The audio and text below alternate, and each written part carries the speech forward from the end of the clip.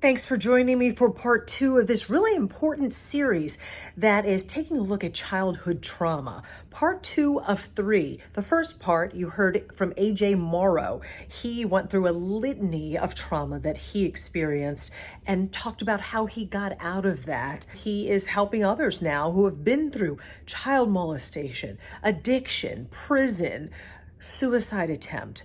Now in part 2, you're going to hear from AJ's fiance. She has had her own childhood trauma. She is the survivor of sex trafficking. She's very open and talks about detailed what happened to her and how parents can help their children who are facing situations like hers. Be sure to subscribe to my podcast on YouTube, follow me on Apple Podcasts and Spotify, and I really, really hope that you get a lot out of Heather's story. I know I did. So Heather, tell us about your story. And I'm particularly interested in having 2 girls who are 13 and 15. So where does your story start?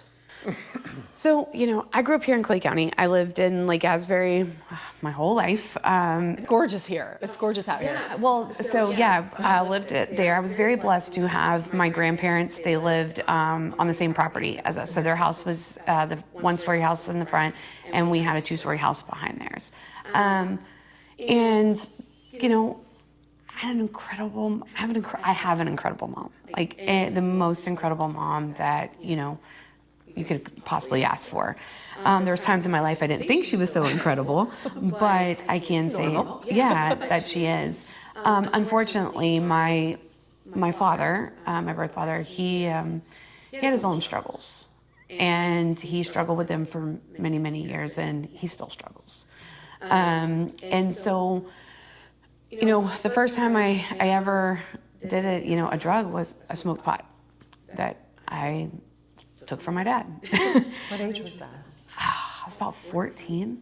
And then it, kind of didn't think anything else of it, just went about. My parents got a divorce when I was going into the 10th grade. And that's kind of like when it all really started to spiral for me. I couldn't understand, but looking back now, I do understand why. I wish that she would have done it a lot sooner than she chose to do it, and I know she wanted to protect me and my sister. She stayed probably longer than she should have stayed because she wanted, the home, the family. And I don't fault her for that at all. I don't fault her. She thought she was doing what was right. And, but looking back now, I do wish she would have, that she could have found her own freedom from what she was going through. I don't, with my dad. So I worked at UPS and ended up getting hurt at UPS. I worked there, I was loading trucks. And I went to a doctor and they put me on pain medication. And that was the first time I felt, I guess you say, alive. It did something to me. But what I didn't know is deep down inside, there were some things that I was dealing with that didn't come out until later on. And looking back now was the root of why, because I just wanted to numb things. I just didn't want to feel. So then were they personal things that you had gone through, or things involving personal the divorce? Things, bad relationship, just personal things, as well as just life in general. So my prescription, it continued, it got worse. I hid it for a really long time. But then my first charges were 16 obtaining fraudulent prescriptions, 3 trafficking, and a sales and delivery. So I had a friend that worked at a doctor's office, and she would call in pain medication and call it in my name, and I would go pick it up, and this went on for a little bit. I never even saw this doctor. It was back, when it was easy for someone to call from the doctor's office. They could call in narcotics. You can't do that any longer. That was my first arrest. And you were how old at this point? was 19, 20, I believe. Yeah, something like that. And, you know, my parents, they came, bonded me out of jail. And I went to my first treatment center after that, which I went in and, you know, I was dealing with an opiate addiction, right? I went in on no medications. I left on 12 different medications that later on, now that I work in the field, looking back at the medications that they had placed me on, I had no business whatsoever being on them. And they were for what? Mental depression or? Everything you could possibly imagine. They had me on an antipsychotic medication. Historically, a lot of hospitals, you know, back in the day, to get somebody quote unquote stable, they just throw medications at you and figure out what's going to work best for you by doing that, based off of their, you know, initial psychiatric evaluation. And, you know, a person can come in one way and, you know, present one way, but that's really not how they are. It could be the drugs that they're on or, you know, things like that. And when you throw them on these medications, it can also have a reverse side effect where you then have that situation. I was a zombie. Yeah. I remember when my parents came to visit me for visitation at the treatment center, and I literally had to like get up and leave because I couldn't even stay awake. I was like completely comatose. So that was my first treatment center. Then, you know, my addiction progressed. I didn't stay sober long at all. It slowly progressed. And when I say progressed, it progressed pretty rapidly, to the point that, you know, I wasn't just a few pills anymore. Very similar to AJ, it was an abundance of pills. So back then, when the pill mills were popular in Florida, like I said, you could get anything you wanted and nobody questioned it. And unfortunately, looking back now, it's so heartbreaking. It's so heartbreaking the amount of lives that these pill mills destroyed, like legitimately destroyed. For you, did that lead to hanging out with other people who did the same thing? Yeah, so I completely, when I tell you, I cheered in high school, I played softball, like I did everything. I'm a very outgoing individual. I love people. I have a personality that is super large. I tell everybody I'm an acquired taste. You either love my personality or you don't. Obviously he loved it, so that's a great thing. And I'm okay with that. But in my addiction, it took me down roads that I never thought I would go down. And when I say that, that's a life of exploitation. That's the sex trafficking. Yes. How does that start? We hear about it, especially here in Clay County. We hear that it's so prevalent, but for those who are not part of that world, it seems like it doesn't exist. Yes. So how did this happen? So, like I said, my addiction got so bad to the point that I was, you know, stealing from my family. I was not welcome in this home at one point in time, at all. Was not welcome. And that's okay. They had to protect themselves. They had to protect their belongings. They had to protect just everything. And like I said, I wasn't welcome. And so with my addiction, you hang out with the wrong people, things happen. I ended up getting arrested. So there was several arrests before that. I went to prison actually, here in Florida. I got sentenced to 30 months. Yeah, 30 months. And I did it and I got out. And when I got out, I came back, immediately got on drugs again. No kind of help in prison. No. There's more drugs in prison in Florida than there on the streets. And that's sad. It's heartbreaking. You can get anything and everything in there. But what I can say, it was offered, but I was so afraid that if I did anything in prison, that I wouldn't get to come home. I didn't want to jeopardize that. I didn't want to jeopardize having my phone calls taken from me or my visits taken from me. So I was like the model inmate, to be honest with you, in prison. But you know what, that says a whole lot for your family, who's there for you in a strong base, and you wanted a connection to that. So that's huge. Yeah. And that's an encouragement for other families that are out there. Just keep doing what they're doing, even though it seems like it's not helping, it's there. So continue. And then how did... So I got back. I got on, started using pills again, and I ended up getting arrested for being a habitual traffic offender. And I went to jail, and I called my mom and just to let her know, because she would go days, weeks without hearing from me, to let her know that this is where I am, everything. Ended up meeting a girl in jail, and met her in jail, and she overheard a phone conversation with my mom and me talking about, where am I going to go when I get released? And she told me that you could move in with me. Because that sounds like a great idea. But at that point in time, I'd burned every bridge. I had nowhere to go. And we ended up getting released on the same day. And I said, sure. I didn't know going to live with her was at the Red Roof Inn on Youngerman Circle. Everything was fine. I was given all the drugs that I wanted. And that's here in Clay County. Mm-hmm. I was given all the drugs that I wanted. I was given anything I needed in this 2 week span for nothing. But what I didn't know then, that was the grooming process. Okay, I didn't know that what she was actually doing was a grooming process. Started posting ads on Backpage. Ads for? So to make money, to be able to supply, because the free ran out, right? And a gentleman comes in and says, you got to start making some money. And I didn't know what that meant. And this woman took it upon herself to show me like how to place the ad, do the ads for me and everything. And an ad for? What people would say prostitution. Beg to differ.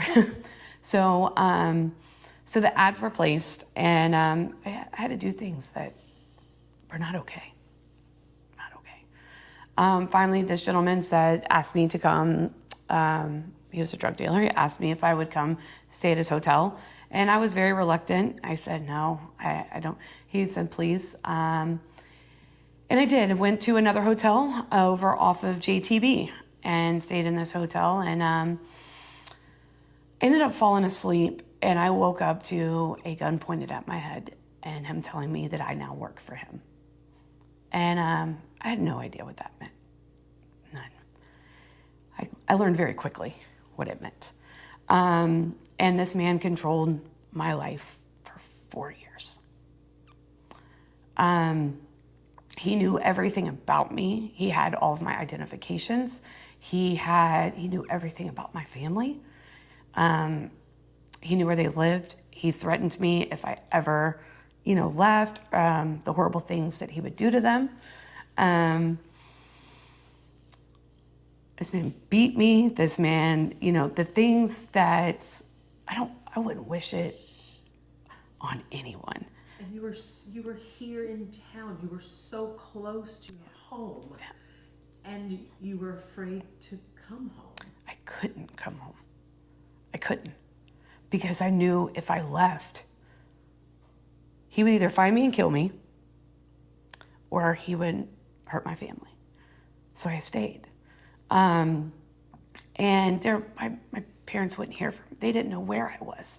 My mom got so desperate that she would drive around to different hotels and threaten, people, tell me where my daughter is. Because she was desperate. She wanted to find me to help me. So this went on. And during that time, there was 2 arrests during that time. And I was arrested for solicitation of prostitution, which back then, I'm grateful that the sexual exploitation has been brought to light more, because no one asked me on my first arrest, am I okay? What's going on? They thought I was just some prostitute. And then they let me go the next day. Then there was another sting operation at another hotel on the south side. And that's the first time I had an interaction with the joint task force, which was JSO and the FBI. And they were the first people to ask me if I was okay and did I need help, that they could help me. And I told him, you can't help me. You just can't. And they said, we promise you. I said, no, you don't understand. And as they were taking me to jail, one of the officers, he gave me his number and he said, let me help you. A couple of days passed by, I got released. I called him and I said, okay, please help me. I agreed to go meet them at the FBI task force building over in Jacksonville. I told him I was on the way and I never made it there. And so that was a couple months that had gone by. So now I'm moving to 2017. You never made it there, you just decided not to, or somebody came and got you? Yeah, that's why. He found out where I was and came and got me, and that's why I never made it there. The guy who said you worked for him. Yep. So 2017 rolls around.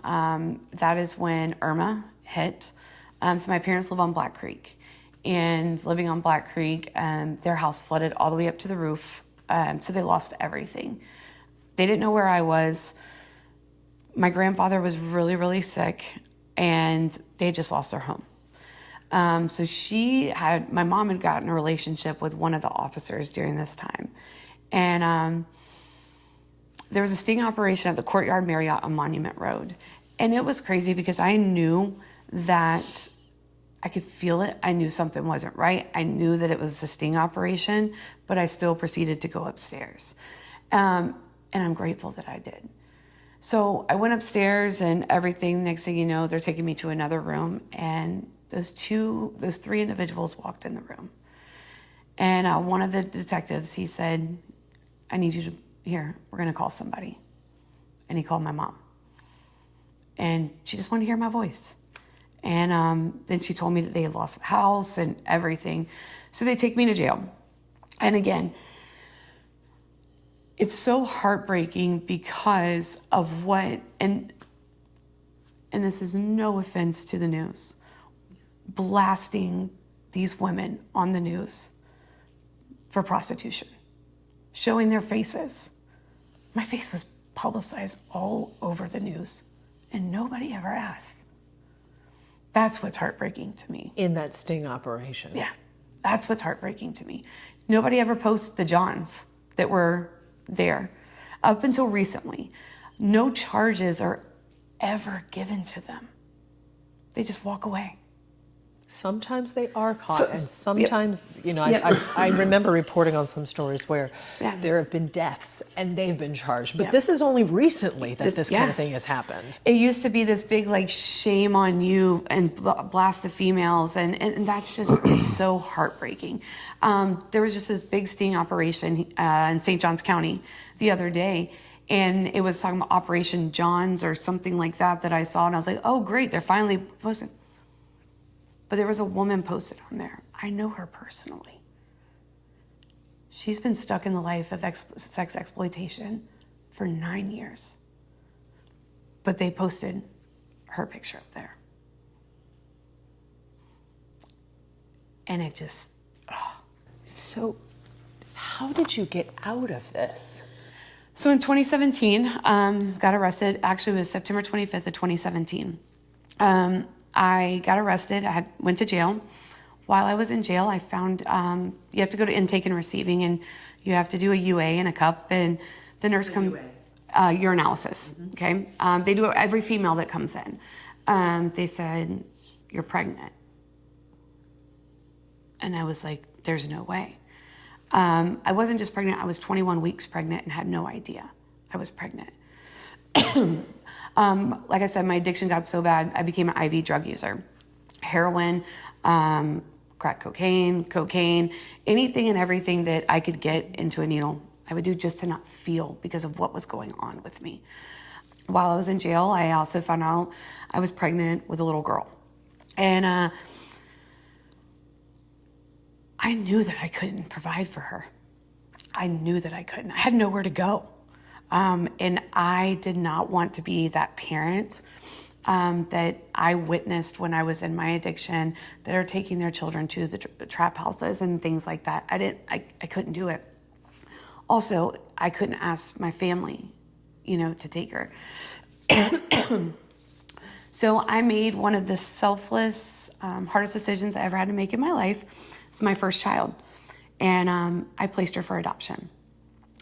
I placed her for adoption with an incredible family that lives in Tennessee. They live in Kings. I have very open adoption with them. My daughter knows I'm her birth mom. She calls me Mama Heather.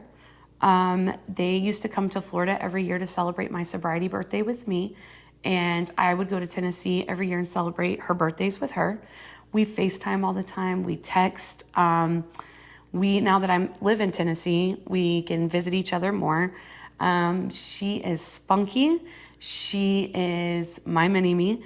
Most definitely my mini-me. And the family is okay with this? Yeah, so her adopted parents, her mom is an orthopedic surgeon and her dad's a food scientist. And they told me as long as I continue on the right path, it's important for her to know who her birth mom is. And I will always get to be a part of her life.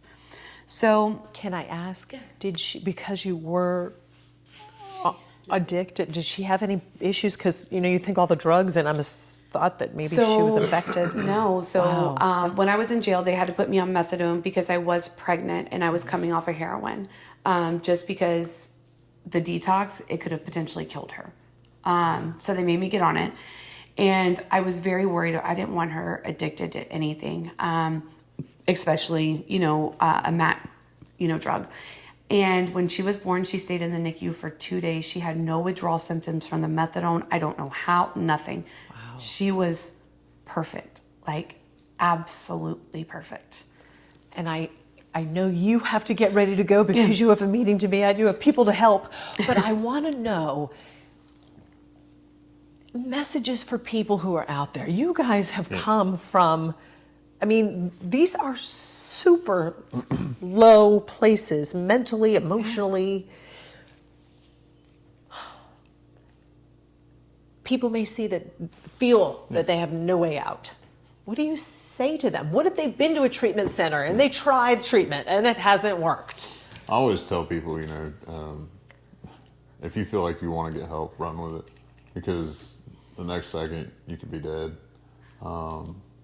People that are using fentanyl, the drugs that are on the streets today, it's killing people left and right. And people need to get help.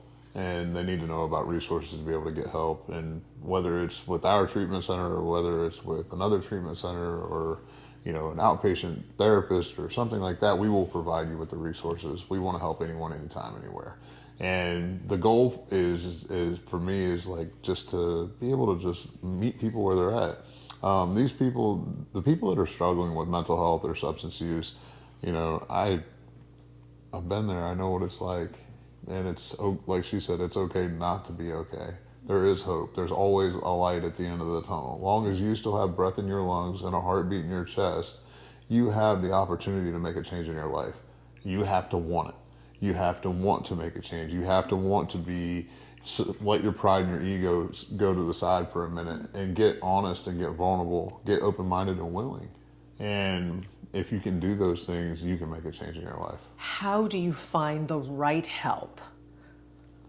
So, you go through what I would say is speaking with them, figuring out what's going on with them, talking to them about their financial situation, all these different things. It plays into, clinical necessity, medical necessity, and insurance, and figuring out what's going on with them and what's going to be best for them based off those three things.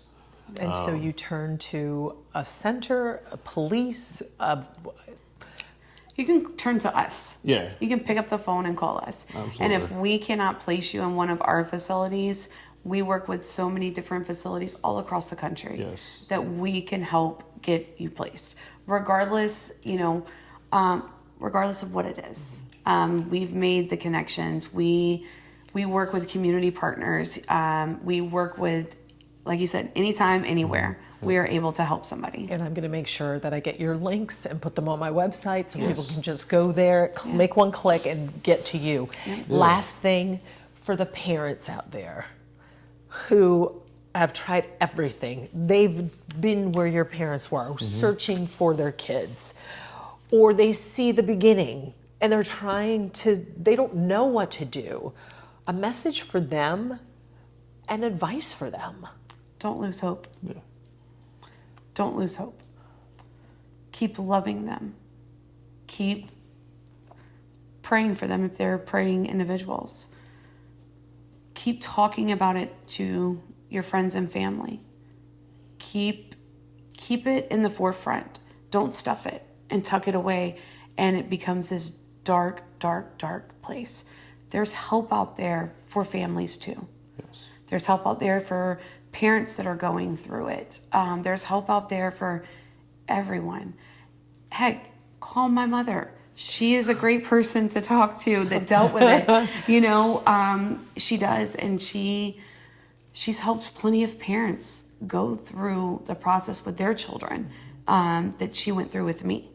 And it's funny because when they'll call her for advice and she can give the parent portion of it, but then the parent will call me because I can give the child addict portion of it. That perspective. Yeah. Well, thank you so much, Heather, AJ. I could talk to you all day. There's Yeah. tons more questions. Yeah. Thank you But so I know you much. have to go, but I appreciate you being so open for Yes. so many people out there. I mean, you've got 32,000 followers on Facebook alone. I mean, so the need is there, and you're Yes. fulfilling that need, and you're putting Yes. yourself out there, which is huge. We're able to help a lot of people. I know I talked a lot about the dark stuff in my story, and I just want to leave people with one thing: if anything, is that like I said, you can change, you can make a change, you can get the help that you want. And for the families, don't give up hope, like she said. If you need to see a therapist, there's nothing wrong with seeing a therapist. There is no shame in it at all. A lot of people were raised to not, believe in therapy or help or medications and things like that, but I promise you it's okay. It can help change your life, and I like to love on people, like she said, and I want to see people get the help that they need.